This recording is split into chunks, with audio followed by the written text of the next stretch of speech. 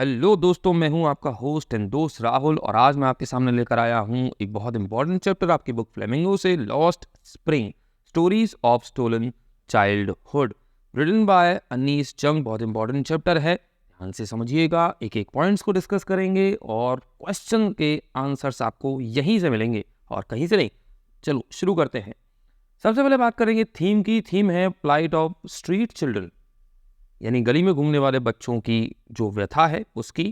ठीक है, who are forced into labour, जिनसे मजदूरी कराई जाती है, specially rag picking and bangle making. ये काम इनसे कराए जाते हैं। दो अकाउंट्स हैं इसके अंदर। विशियस सर्कल है of poverty and exploitation which results in the loss of childhood and innocence, यानी गरीबी और शोषण की वजह से इनका बचपन और इनकी मासूमियत, इनोसेंस जो है, इनसे छिन जाती है। Setting part 1, slums of Delhi migrated from Bangladesh. पहली स्टोरी जो है वो दिल्ली के स्लम से है, जो कि सीमापुरी नाम से प्रसिद्ध है। ठीक है, यहाँ पर क्या कहते हैं, बांग्लादेश के माइग्रेंट्स रहते हैं, जो कि क्या कहते हैं बड़ी संख्या में यहाँ पर आए थे। इन लोगों का काम जो है रैग पिकिंग है। रैग पिकिंग का मतलब होता है कचरा उठाना। ठीक है, दूसरा पार्ट फिरोजाबाद यूपी का है। यहाँ पर फिरोजाबाद आपको पता होगा ग्लास ब्लोइंग इंडस्ट्री के नाम से फेमस है। ये सेंटर है इंडिया की बैंगल मेकिंग इंडस्ट्री का। ठीक है, कैरेक्टर्स जो हैं दो हैं हमारे पास। पार्ट 1 का मेन कैरेक्टर है Sahib, a young boy from Seemapuri who is a rag picker, जो कि कचरा उठाता है। और दूसरा कैरेक्टर जो है पार्ट 2 में Mukesh, another young boy from Firozabad whose family is bangle makers. ठीक है, उसका पूरा परिवार बैंगल मेकिंग में लगा है। तो सबसे पहले पार्ट 1 की बात करेंगे, पॉइंट बाय पॉइंट आगे बढ़ेंगे। एंड तक वीडियो के बने रहिएगा और समझिएगा एक एक पॉइंट को। देखिए, Sahib is a young boy from Seemapuri who is a rag picker. Seemapuri जो है आउटर दिल्ली में है, आउटर दिल्ली। ठीक है, और कहा जाए तो ये एक तरीके का डंप यार्ड है। डंप यार्ड का मतलब एक कचरा घर जहाँ सारा का सारा कचरा फेंका जाता है। ठीक है, साहिब और उसकी फैमिली वहीं रहती है। इसके जैसे लगभग 10,000 लोग वहां पर टिन एंड टेरापोलिन यानी झुग्गी झोपड़ियों से बने हुए स्ट्रक्चर्स में रहते हैं। His parents migrated from Bangladesh because of famine and started rag picking in Seemapuri. ठीक है, 1970s के आसपास इस साहिब के जैसे कई और फैमिलीज बांग्लादेश से यहाँ पर माइग्रेट कर गए इंडिया में, क्योंकि यहाँ पर एक तो फेमाइन की दिक्कत थी, लगातार फ्लड्स आई तो इनके घर और इनकी फील्ड सब कुछ डिस्ट्रॉय हो गई। तो ये इंडिया आ गए और यहाँ सीमापुरी में आकर सेटल हुए और स्टार्ट कर दी क्या, रैग पिकिंग। ठीक है, यानी कचरा उठाना स्टार्ट कर दिया, क्योंकि इनके पास कोई भी आइडेंटिटी नहीं थी तो कोई काम कैसे देता। तो इसी वजह से इन्होंने ये काम शुरू कर दिया। Saheb and many other children help their parents in earning livelihood by rag picking. Saheb जैसे बहुत सारे बच्चे हैं जो कि लेबर करते हैं, यानी मजदूरी करते हैं अपने परिवार की अर्निंग में ऐड करने के लिए, उनकी आय को बढ़ाने के लिए, और कोई सोर्स ऑफ इनकम इनके पास नहीं है। These children do not wear chappals और शूज। ये बच्चे चप्पल और जूते नहीं पहनते हैं। They have their own logic for not doing so। बच्चे जो हैं यहाँ बताया जाता है, एक बच्चा ऐसा है जिसको शूज चाहिए, जिसने आज तक शूज नहीं देखे हैं। दूसरा बच्चा ऐसा है जिसके पास शूज है पर वो पसंद नहीं करता। यहाँ साहिब की बातें करें तो साहिब को जूते बड़े पसंद है। Saheb loves to wear shoes, attend school, वो स्कूल जाना चाहता है। टेनिस का गेम देखता है, उसने एक दिन टेनिस के शूज पहने हुए थे। ठीक है, अनीस जंग देखती है टेनिस शूज पहने हुए थे, उनमें से एक जूते के अंदर होल था, पर वो बहुत ज़्यादा सेटिस्फाइड है उस जूते से भी। क्यों सेटिस्फाइड है? क्योंकि उसके लिए ये जूते जो है ये ड्रीम कम ट्रू की तरह है, एक सपने के साकार होने के जैसे हैं।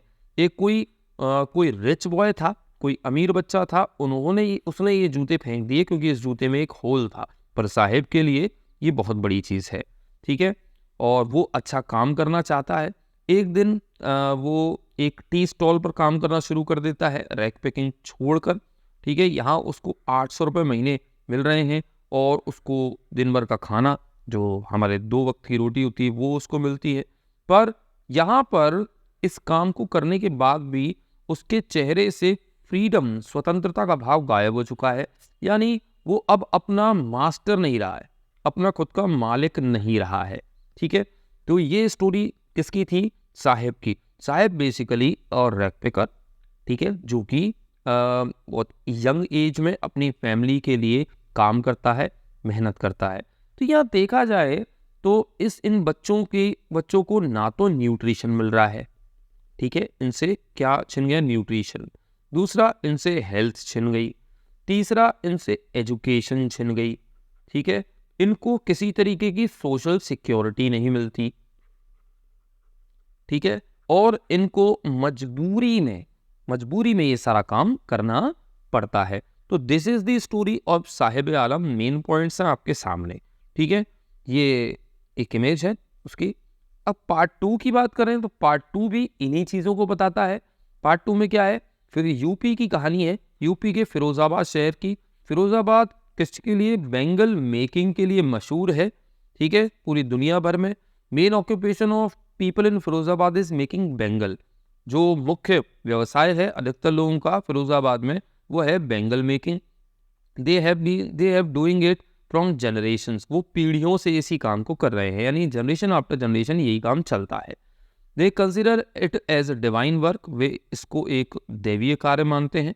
And don't want anyone to change their means of survival. वो नहीं चाहते कि कोई भी उनके मीन्स ऑफ सर्वाइवल को बदले।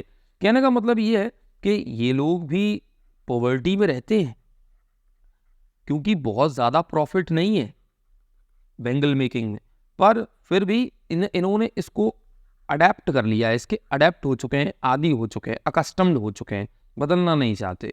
ठीक है, और there are many hazards in bangle making. अब हम बेंगल मेकिंग के हजार्ड्स की बात करें तो इन लोगों को किस में काम करना पड़ता है? इन लोगों को फर्नेसेस के पास बैठकर काम करना पड़ता है, यानी भट्टों के पास में।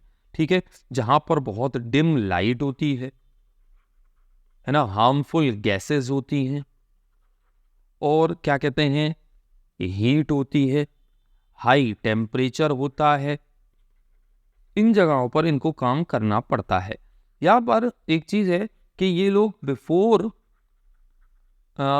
अडल्टहुड, यानी वयस्क होने से पहले ही अपनी आईसाइट, यानी आंखों की रोशनी लगभग खो देते हैं, क्योंकि इनकी आंखें जो हैं एडजस्ट हो जाती हैं किसके लिए? डार्कनेस के लिए, क्योंकि अंधेरे भट्टों में बैठकर इनको काम करना पड़ता है।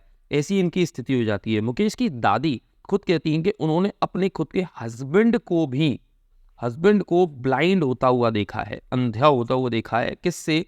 जो डस्ट निकलती है पॉलिशिंग दी बैंगल्स। ठीक है, बैंगल्स को पॉलिश करते हुए जो डस्ट निकलती है, उससे उन्होंने अपने हस्बैंड को अंधा होते हुए देखा है। पर यहाँ जितने भी लोग हैं, ये कोई यूनियन नहीं बना पाते। ये सब लोग ट्रैप्ड हैं। किन से ट्रैप्ड हैं? जो पुलिस है उससे, पॉलिटिशियंस है, ठीक है, इनसे एडमिनिस्ट्रेशन है, इनसे, और जो बड़े ट्रेडर्स हैं, इन लोगों के एक सर्कल में ये लोग फंसे हुए हैं। कैसे फंसे हुए हैं? कि ये लोग चाहते हैं ये केवल क्या करें? लेबर करें, ये आगे नहीं बढ़े। इनको केवल लेबर वर्क में लगाए रखना चाहते हैं वो लोग। तो पर मुकेश, जो कि हमारा लीड कैरेक्टर है इस स्टोरी का, wants to break the barriers. वो इस अवरोध को तोड़ना चाहता है by becoming a motor mechanic. वो मोटर मैकेनिक बनना चाहता है। उसको ना तो गाड़ी चलानी आती है, पर वो कहता है मैं सीख लूंगा। अब उसके अंदर एक डेयर है, एक तरीके की डेयर है। यहाँ पर अनीस जंग जो है वो कुछ यंग मेन से सवाल करती हैं, उनसे ये पूछती हैं कि क्यों तुम लोग ऑर्गेनाइज क्यों नहीं हो जाते हो? Why don't you organise? तो वो लोग क्या कहते हैं कि हम ऑर्गेनाइज नहीं हो सकते। उसका रीज़न वो लोग क्या बताते हैं, मैं भी आपको क्लियर करता हूँ एक एक पॉइंट को। ठीक है, एक सेकेंड। हाँ जी, अब ये लोग ऑर्गेनाइज क्यों नहीं हो रहे हैं? इसका पहला रीज़न तो वो कहते हैं कि जब भी हम कोशिश करते हैं ऑर्गेनाइज होने की, तो हम लोगों को अरेस्ट कर लिया जाता है। जैसे हम कोई इलीगल काम कर रहे हैं, ठीक है, हम लोगों को अरेस्ट कर लेते हैं और हमको जेल में डाल दिया जाता है, मारा जाता है। ये स्थिति हमारे साथ करी जाती है। इसका मतलब इनको सोशल सिक्योरिटी नहीं मिली। ठीक है, सोशल सिक्योरिटी नहीं मिली, इनको इनके राइट्स नहीं पता है और ना ही कोई ऐसा है जो इनको इनके राइट्स बताए। इनके बीच में डेयर नाम की चीज़ है ही नहीं, क्योंकि इनकी परवरिश में ये गुण इनको सिखाया नहीं जाता। कोई भी ऐसा नहीं है जो कि इनका लीडर बन के सामने आए, क्योंकि किसी के अंदर हिम्मत नहीं है। दो प्रॉब्लम हर एक घर के अंदर मिलने देखने को मिलती है, वो कॉमन प्रॉब्लम्स हैं इन सभी घरों की फिरोजाबाद में। पहली प्रॉब्लम क्या है कि नॉट इनफ टू ईट, खाने के लिए नहीं है पर्याप्त रूप से। उसकी दादी कहती हैं कि मैंने आज तक, मुकेश की दादी कहती है, मैंने आज तक पेट भर के एक टाइम का खाना नहीं खाया है।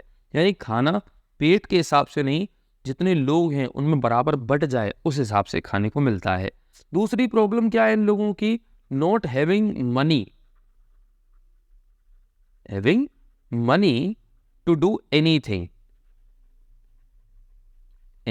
एल्स, कुछ और काम करने के लिए इनके पास पैसा नहीं है, तो मजबूरन क्या काम करना पड़ता है, बेंगल मेकिंग यानी लेबर वर्क करना पड़ता है।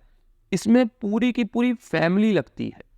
यहाँ पर मुकेश की फैमिली के अंदर मुकेश के पेरेंट्स हैं, ठीक है, एक यंगर अनमैरिड सिस्टर है, ठीक है, मुकेश का एल्डर ब्रदर है, ठीक है, एल्डर ब्रदर है, और उसके क्या कहते हैं, उसकी ग्रैंड मदर है। ये सब के सब काम कर रहे हैं। मुकेश की सिस्टर के हाथ मैकेनिकली चलते हैं काम करने के लिए, सभी लगे हुए इसी काम के अंदर। ये लोग डार्क हटमेंट्स में रहते हैं, हटमेंट्स यानी झोपड़ियाँ, ठीक है, और जो स्ट्रीट्स हैं वो filled and choked with garbage, कचरे से पटी पड़ी हैं चारों तरफ, यानी कंप्लीटली अनहाइजेनिक माहौल है। ऐसी स्थिति में ये लोग रहते हैं। तो ये ओवरऑल ये चैप्टर जो है वो हमसे बात करता है किस चीज़ की, इन्हीं पॉइंट्स की जिनको आपको दिमाग में रखना है, ठीक है ना। पहली चीज़ प्लाइट ऑफ स्ट्रीट चिल्ड्रन, जिनको मजदूरी करनी पड़ती है, ठीक है, इनके विशियस सर्कल की, पॉवर्टी की, इनके शोषण की, ठीक है, इन चीज़ों की बात करते हैं। ओवरऑल इनके पास ना एजुकेशन है, ना हेल्थ है, ना न्यूट्रिशन है, ना सोशल सिक्योरिटी है। अब कुछ पॉइंट्स की बात कर लेते हैं जो कि यहाँ पर बताए जा रहे हैं। देखिए, लुकिंग फॉर एक्सप्रेशन, इसका मतलब होता है searching. Perpetual state of poverty, जो कि एक टर्म यूज हुई है, इसका मतलब है continuous condition of being poor, लगातार गरीबी में रहना।